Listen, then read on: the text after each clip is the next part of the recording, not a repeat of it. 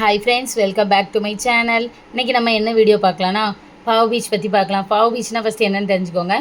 ரக்ஷாபந்தன் அன்னைக்கு எப்படி நம்ம அண்ணங்களுக்கெல்லாம் ஆர்த்தி எடுத்து ராக்கி கட்டுவோம், அவங்க நமக்கு கிஃப்ட் கொடுப்பாங்கள்ல, அதே மாதிரி பாவ் பீச் அன்னைக்கு தங்கச்சி வந்து ஆர்த்தி எடுத்து தங்கச்சியும் கிஃப்ட் கொடுக்கணும், அண்ணனும் கிஃப்ட் கொடுக்கணும். அதுதான் அந்த ஃபங்க்ஷன்.